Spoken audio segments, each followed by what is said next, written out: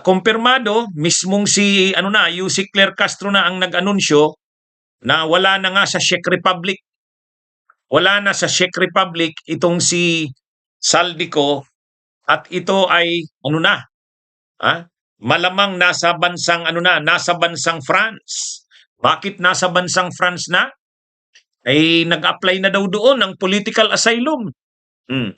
Kaya ni-request na ng French authorities na i-transfer na ah, ang jurisdiction kay Saldico doon sa bansang France. O yan, mga kabunyog, mga kababayan. Actually, ano nga ano lang, medyo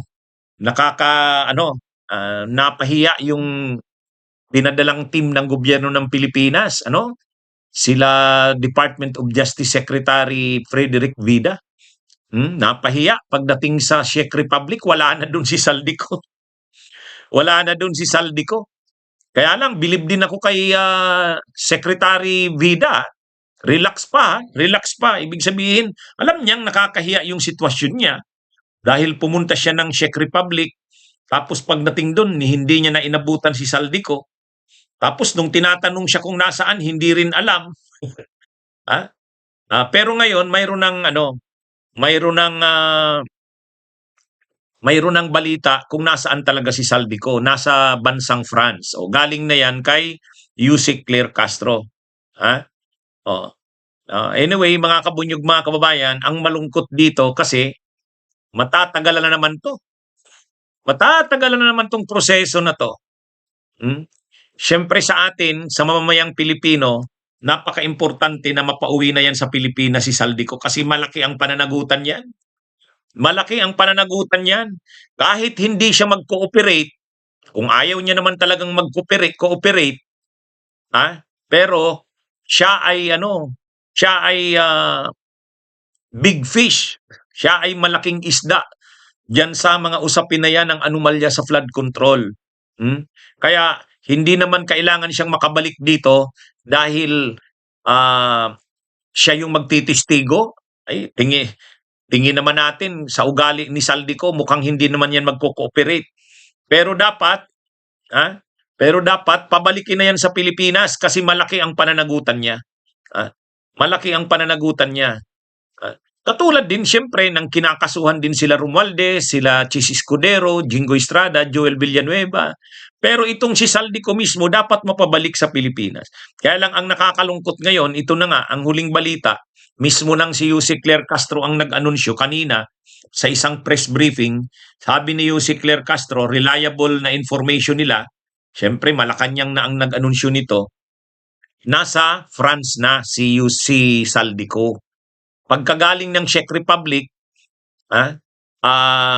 pumunta na ng France dahil nag-apply na doon ng political asylum. Kaya ano na yan, dahil nag-apply na doon ng political asylum, ano na ito, mapapahaba na naman ang proseso, parang katulad na naman ito kay Harry Roque. Ano na naman ito, sigurado yan mga kabunyog, mga kababayan,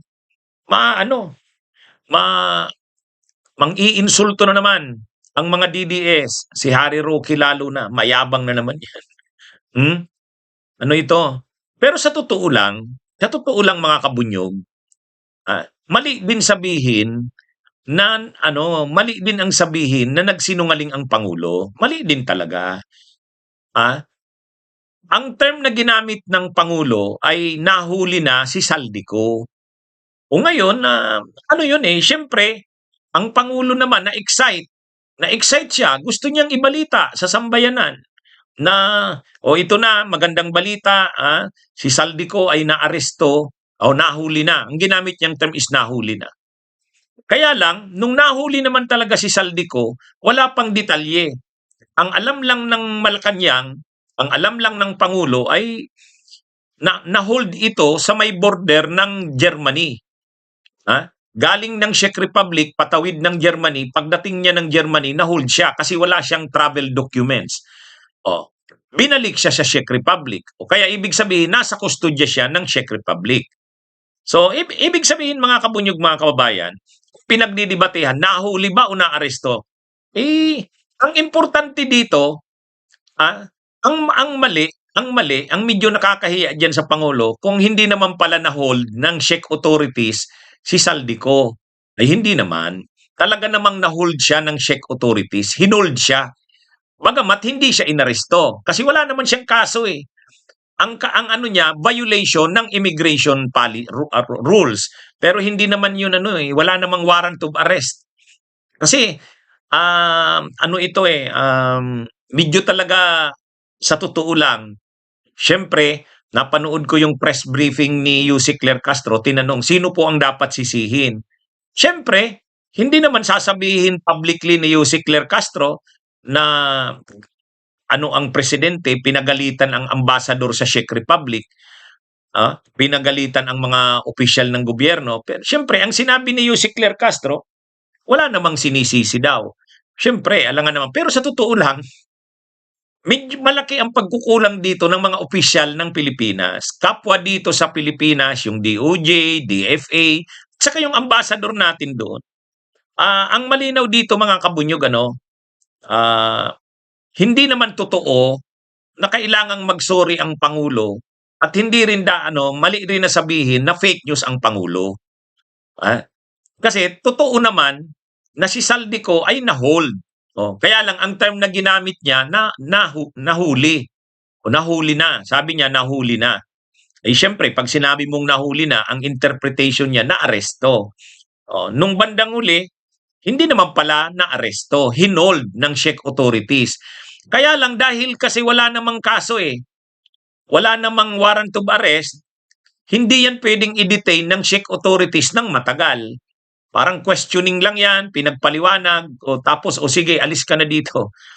Kaya, yung grupo ng yung team ng Pilipinas na dumating nung isang gabi doon sa pangunguna ni DOJ Secretary Frederick Bida, wala nang inabutan. Wala nang inabutan.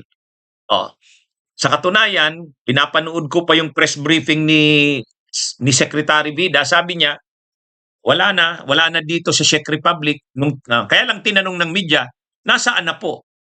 Hindi raw nila alam kasi ayaw din namang sabihin ng Czech authorities kung nasaan. So, ano yan, medyo napahiya yung team ng Pilipinas na pinadala. Kasi sabi ni Secretary Bida, hindi rin nila alam kung nasaan. Ikaw ba naman? Pumunta ka doon, tapos kausap mo yung Czech authorities, hindi mo man lang nalaman kung saan napapunta. Ang sabi naman ng Czech authorities daw kasi, hindi daw nila ma-divulge kasi data, privacy. Matindi kasi ang privacy rules ng European Union. Kaya walang alam si Secretary Bida kung nasaan. Basta't ang alam niya lang daw, umalis na ng Czech Republic at nasa Schengen area. Mga kabunyog, pag sinabi mong Schengen area, ibig sabihin buong Europe yan. Except Great Britain. Kasi hindi na member ng European Union ang Great Britain.